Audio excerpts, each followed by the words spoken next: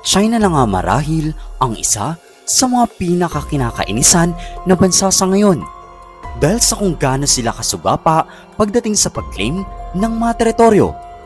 Dahil na rin sa laki ng impluwensya at yaman ng bansang ito ay ginagamit nila ang kapangyarihan nila para manlamang ng mga mas maliliit na bansa.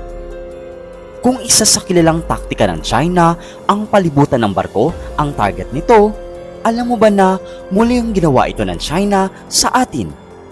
Pero kung noon ay napapaurong tayo, ngayon ay nauutakan na natin sila. So, ano nga bang naganap matapos palibutan ng puwersa ng China ang barko ng Pilipinas? At bago natin ipagpatuloy ang video na ito, ay huwag kalimutang mag-subscribe at i-hit ang notification bell para maging updated ka sa ating mga susunod na videos.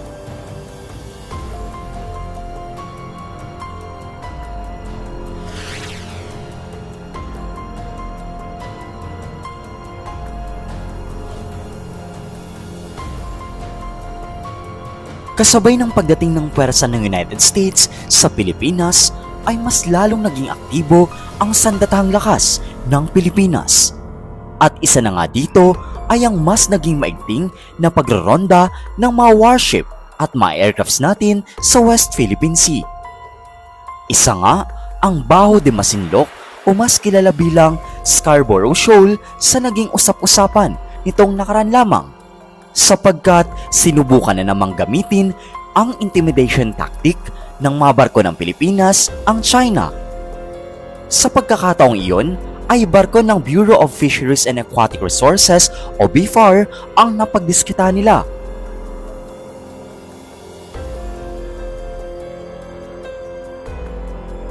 At ayon kasi sa report ay nasa operasyon ang barko ng BFAR na maghatid lamang ng supply ng langis at pagkain patungo sa ating mga magigiting na mangingisda sa Baho de Masinloc. At habang patungo sila dun, ay bigla na lang nagsulputan ang mga Chinese Coast Guards at milisya upang harangin ang ating barko.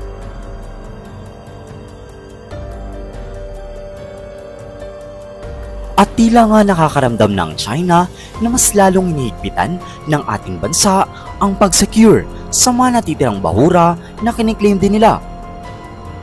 Kung noon kasi ay malaya silang maglabas-masok sa mga bahura natin, ngayon ay nauudlot na dahil may mga rotational na pagroronda na ang ginagawa ng ating bansa.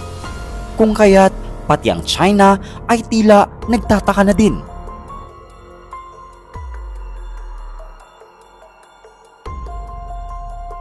Kung noon kasi ay mga Coast Guard vessels lang ang pinuposisyon nila, ngayon ay tila mas naging seryoso na sapagkat mga warships na ang iniharang nila.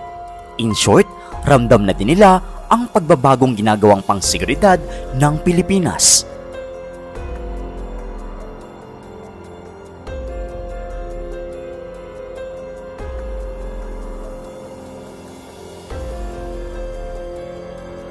At kung noong mga unang attempt ay sadyang matikas ang China at hindi talaga makalusot ang barko ng Pilipinas, nito lang ay nautakan na ng BFAR ang higit sa 3 barko na nakapaikot sa kanila.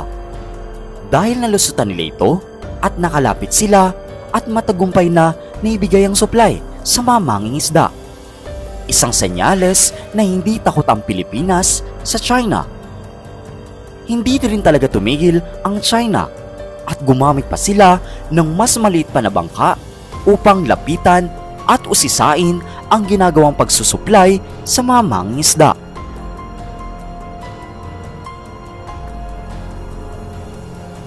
Hindi man 100% napapaalis ng ating mga bantay dagat ang presensya ng China, pero isang malaking hakbang na ang makipagpatintero at malusutan ang mga Chinese na ito.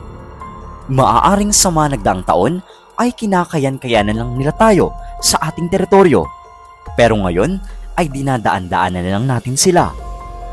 Ilan pa nga sa mga senaryong nagkatapat na ang Pilipinas at China ay nangyari nitong nagdaang taon lamang. Mas naging maigting na kasi ang pagroronda ng warship natin sa West Philippine Sea, lalong-lalo na sa mga natitirang bahura isa na nga sa mga ito ang puwersa ng BRP Malapascua na kung sanay nakadestino ito na magsagawa ng maritime patrol mission sa Kalayaan Island Group. Dito ay tumambad sa kanila ang ilan ngang mahilera ng warship ng China na mga nakaposisyon sa ilang bahagi ng isla. Ilan nga sa bumungad sa kanila ay ilang Chinese Coast Guard vessels at ang Diangdao 2 class missile corvette ng People's Liberation Army Navy. Maliban pa riyan ay tumambad din ang halos 20 na barko ng China at maging ng Vietnam sa Sabina Shoal. Isa nga sa ginagawang aksyon ng ating Coast Guard ay ang radyohan ang mga Chinese at Vietnamese bilang babala ng lugar na iyon ay pagmamay-ari ng Pilipinas. Ngunit tila nananahimik ang mga Chinese at hindi nagbigay ng kahit anumang sagot sa puwersa ng Pilipinas.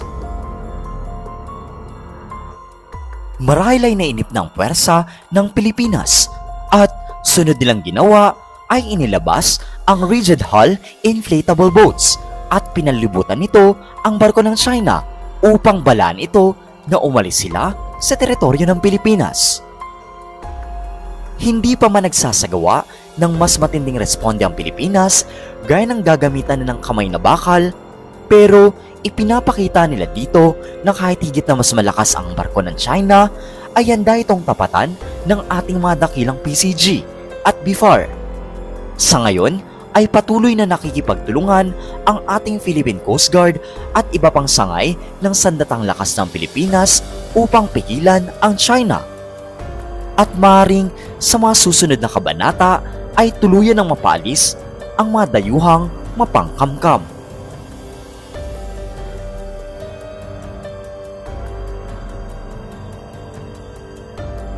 Alam mo ba na nitong nakaraan lamang ay nakaranas din ng panghaharas ang isang Filipino fishing boat sa kamay ng mga Chinese nang mamataan siya nang naglalayag malapit sa Toma Shoal o mas kilala bilang Ayungin Shoal. Nang matanaw siya ng mga Chinese Coast Guard ay agad siyang binalaan na umalis agad sa lugar na iyon sapagkat iyon daw ay pagmamay-ari ng China. At nang malaman ng report na ito ay agad-agad naman na nag-deploy ang Philippine Coast Guard upang rumesponde sa pangyayari dahil sa may karapatan ang mga Pilipino sa lugar na iyon. At ilan lamang yan sa may impormasyon ukol sa kung paano nalusutan ng Pilipinas ang puwersa ng China sa West Philippine Sea.